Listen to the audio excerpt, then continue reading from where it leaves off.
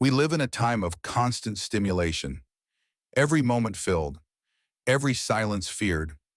We chase more, hoard faster, compare endlessly, yet feel less fulfilled than ever before. But over 2,000 years ago, a quiet philosopher offered a different way. His name was Epicurus, and his philosophy, Epicureanism, has been widely misunderstood ever since. Most people associate Epicurus with indulgence, pleasure, hedonism. But true Epicureanism is not about excess, it's about freedom. Not from responsibility, but from fear. Not from reality, but from confusion. Epicurus didn't tell people to party. He taught them to simplify, to stop fearing death, to stop needing more, and to start building a life based on peace, clarity, and true pleasure. In this video, we'll walk the full path of Epicureanism, from the fears it dissolves to the pleasures it celebrates, from his garden school in Athens to the way his insights apply directly to modern life.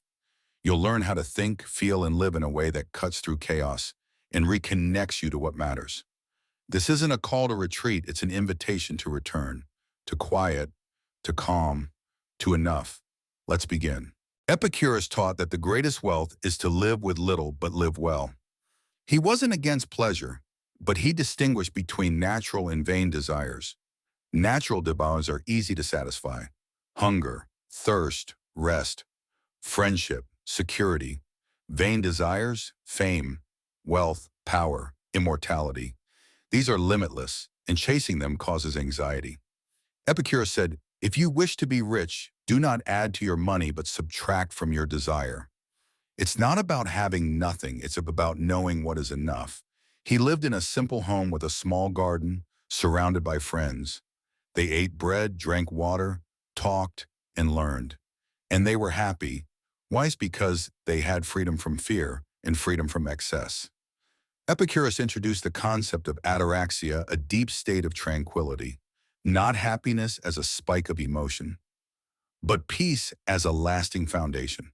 And to reach ataraxia, he believed, we must dissolve three great fears: the fear of death, the fear of pain, and the fear of the gods. Not just conceptually, but completely. Let's take them one by one. Fear number one, death. Epicurus said, death is nothing to us. Why? Because when we exist, death is not present. And when death is present, we do not exist.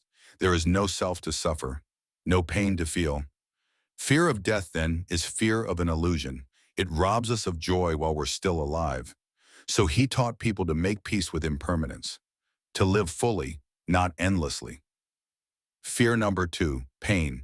He taught that most pain is either short and sharp or long and dull, but few pains are both.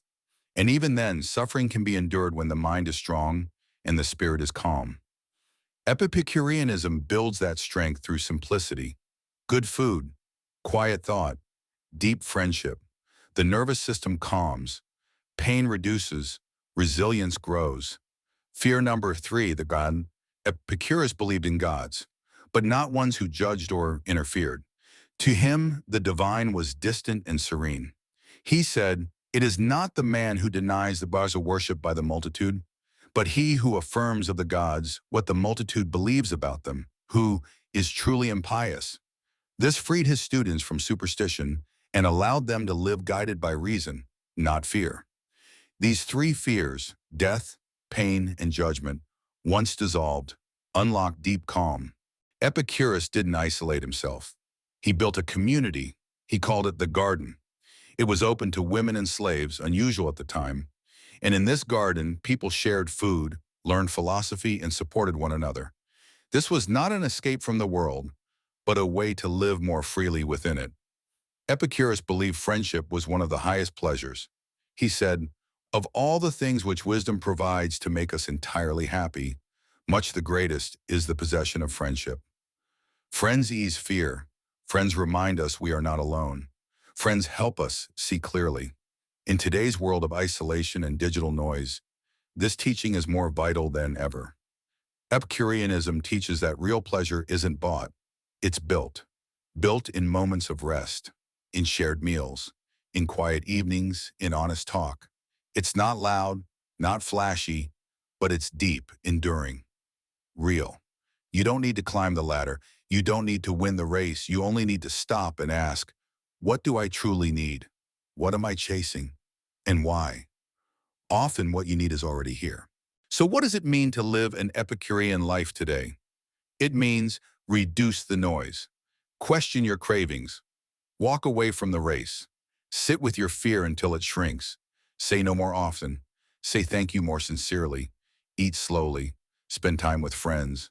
Take naps. Watch the sun set. Read old books. And above all, simplify. Not to escape, but to return to the body, to breath, to calm. Epicurus didn't promise perfection. He offered peace. Not through more, but through less. Not by escaping, but by seeing clearly. He said, do not spoil what you have by desiring what you have not. What you have now, this moment, this breath, this friend, is it enough? Epicureanism is not a retreat from life. It is an invitation to life, to what matters, to what lasts, to what feeds the soul without numbing the mind. You don't need to seek more. You need to feel less fear. And when fear dissolves, joy flows naturally, like water, like light, like you were meant to feel it all along. Thank you for returning to Enough with Iron Mind Journal. Subscribe for more timeless ways to live well and breathe easy.